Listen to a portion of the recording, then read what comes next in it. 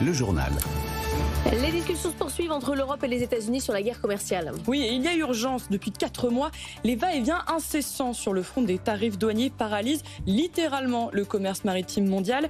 D'après une toute nouvelle étude du cabinet de conseil Drewry, c'est le bazar total dans les ports, Mathilde Chaminade. Oui, le commerce maritime est complètement déréglé. Les temps d'attente pour accoster dans les ports européens s'allongent depuis début mars, plus 67% pour le port de Brême en Allemagne, plus 49% à Hambourg et plus 37% à Anvers en Belgique, où le temps d'attente est passé de 32 à 44 heures. Alors pour quelles raisons ? Déjà à cause de pénurie de main-d'œuvre et du niveau du Rhin plus bas que d'habitude, qui ralentit le transport par barge. La trêve commerciale entre les États-Unis et la Chine a aussi engendré une augmentation inhabituelle des échanges entre l'Asie, les États-Unis et l'Europe. Sur 8 routes maritimes est-ouest majeures, 4 ont vu leur activité augmenter ces 2 dernières semaines. Des navires supplémentaires qui s'ajoutent aux bouchons déjà existants dans les ports européens. Et les temps d'attente commencent aussi à s'allonger aux États-Unis et en Chine, dans les ports de New York et de Shenzhen. Alors par contre, il y a des ports qui sont complètement vide.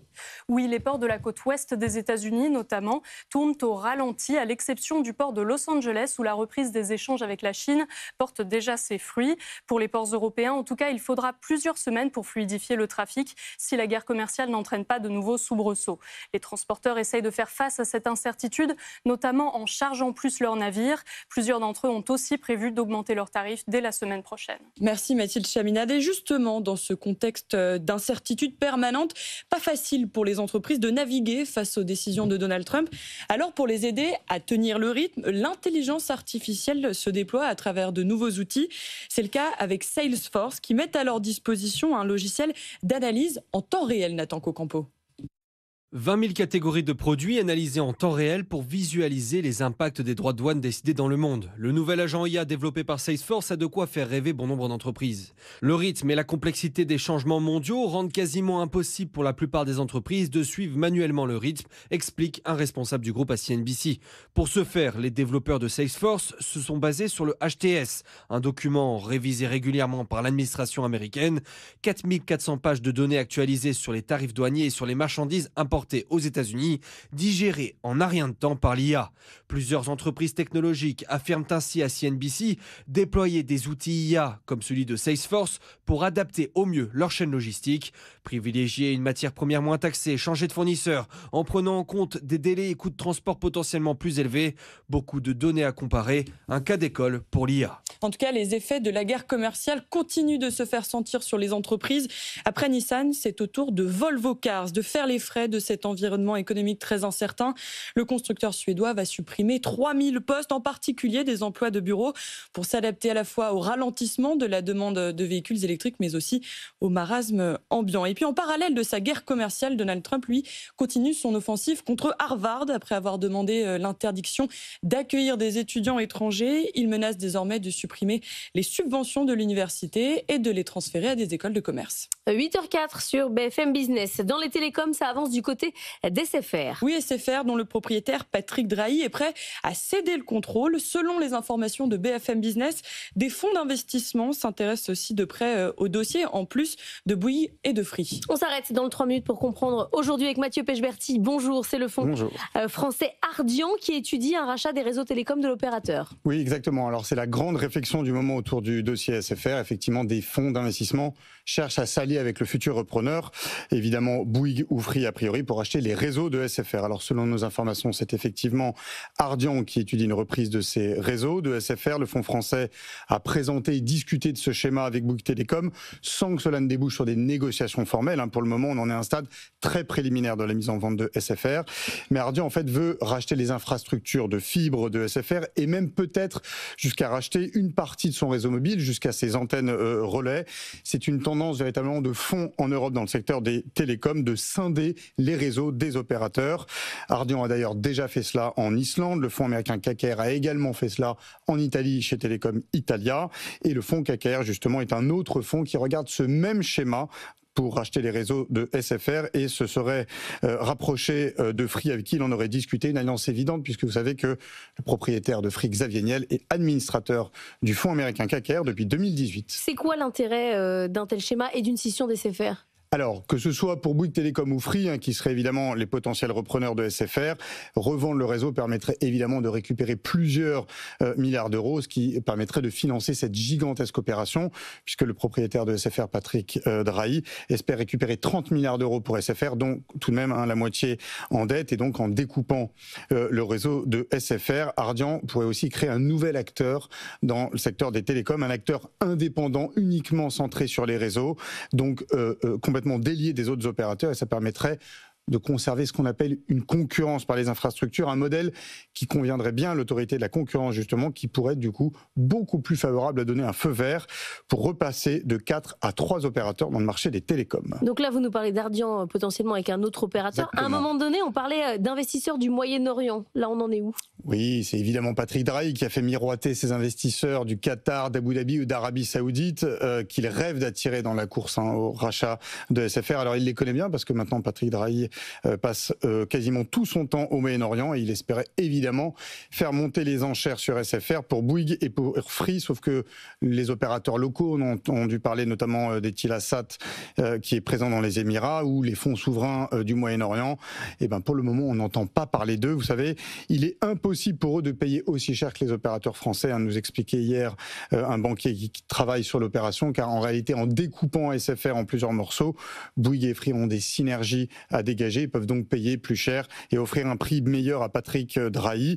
Et donc, quel opérateur étranger, même du Moyen-Orient, avec beaucoup d'argent, voudrait récupérer SFR avec 15 milliards de dettes, en plus dans un marché qui resterait donc à 4 opérateurs, un marché aujourd'hui saturé. Cette opération de mise en vente d'SFR est une occasion unique pour Bouygues, Free, Orange de revenir à 3 opérateurs.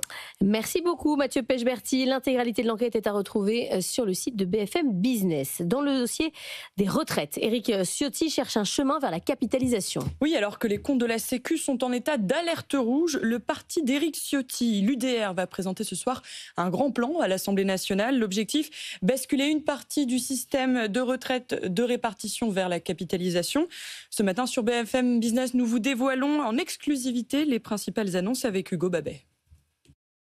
Le parti d'Éric Ciotti, UDR, souhaite que chaque Français cotise une part de son salaire brut pour sa propre pension de retraite. Cela ferait baisser par ricochet la part de répartition sans changer la cotisation globale. Selon des sources internes, la transition se ferait en plusieurs étapes sur une dizaine d'années et ne concernerait dans un premier temps que les plus jeunes actifs à plus de 20 ans de la retraite. Leur inspiration, la Suisse, là-bas 3 piliers. D'abord une prévoyance obligatoire pour tous, semblable à notre actuel système de répartition. Ensuite, une prévoyance par capitalisation, obligatoire pour les salariés, facultative pour les indépendants. En France, elle serait obligatoire pour tous. Et enfin, une prévoyance volontaire et individuelle pour augmenter son niveau de retraite qui serait encouragé fiscalement. Le système proposé par Éric Ciotti permettrait, selon l'UDR, de financer un même niveau de retraite tout en baissant les dépenses publiques. Reste à financer la longue période de transition. L'UDR suggère de puiser dans le fonds de réserve des retraites, baisser d'autres dépenses publiques et augmenter en dernier recours la dette de la France. Voilà pour le dossier retraite et les propositions d'Éric Ciotti. Bientôt 2 médicaments coupe-faim prescrits par des médecins généralistes. Oui, il s'agit du Wegovy et du Moncajo. Jusqu'ici, ils étaient réservés aux spécialistes, mais désormais, les médecins généralistes pourraient prescrire ces médicaments anti-obésité de toute nouvelle dernière génération dès les prochaines semaines. Notez qu'aujourd'hui, 23 000 patients en France utilisent déjà le Wegovy, mais souvent à leurs frais. En France, toujours, la mobilisation des agriculteurs a porté ses fruits hier à l'Assemblée. Oui, puisque le projet de loi Duplon a été rejeté hier par les députés. Il va maintenant passer en commission mixte paritaire. Ce texte dit vouloir lever les contraintes qui pèsent sur les agriculteurs, notamment sur la question des pesticides, mais aussi sur le sujet de l'agrandissement des élevages. Et c'est une philosophie que soutient l'eurodéputé Marion Maréchal à la tête du parti Identité Liberté. Écoutez. Je me félicite en effet que ce texte soit sauvé, puisque jusqu'ici il était empêché, si je puis dire, par l'obstruction parlementaire organisée par les écologistes et les LFI. Et donc à ce titre, il permet de tenir l'une des promesses qui avait été faite aux agriculteurs à la suite de leur mobilisation historique il y a quelques mois de cela. J'étais d'ailleurs avec eux samedi dernier et ils me disaient que jusqu'ici rien n'avait changé, donc ça devient urgent. On en vient au sujet ukrainien puisqu'on parlait des agriculteurs. En Ukraine aussi, le secteur agricole retrouve des couleurs, mais alors pour d'autres raisons. Oui, après 3 ans de guerre qui a paralysé les routes maritimes dans la région, notamment en mer Noire, les échanges semblent enfin repartir. En Ukraine, de grands groupes agroalimentaires étrangers recommencent à investir et ils placent leurs pions, notamment dans les ports. L'objectif, exporter à nouveau leurs récoltes vers le reste du monde, Pauline Tadevin. Pour les céréaliers étrangers présents en Ukraine, la lumière est au bout du tunnel. Jusqu'ici, les financiers étaient plutôt frileux et c'était compliqué d'assurer des bateaux au départ des ports ukrainiens. Mais cela repart, nous dit un gros acteur du secteur. Il possède des sites de production en Ukraine et compte s'y développer encore plus. Les Américains et les Chinois sont à fond. Il faut qu'on y soit aussi, explique ce dirigeant qui projette de faire des acquisitions et des constructions sur place dans les mois qui viennent, grâce notamment au soutien d'IFC, filiale de la Banque mondiale. Ils peuvent financer la moitié de la construction d'un silo portuaire qui coûte 120 millions d'euros selon cette source. La détente des assureurs aide aussi pour couvrir les bateaux qui acheminent les marchandises vers l'Afrique du Nord et le Moyen-Orient notamment, en passant par la mer Noire. Le marché s'est assoupli depuis fin 2024. Les assureurs sont poussés à augmenter leur chiffre d'affaires et les taux ont tendance à baisser, confirme un spécialiste du courtage d'assurance et du conseil en risque. C'est une bonne nouvelle pour les exportateurs qui cherchent à s'assurer de nouvelles parts de marché. 8h11.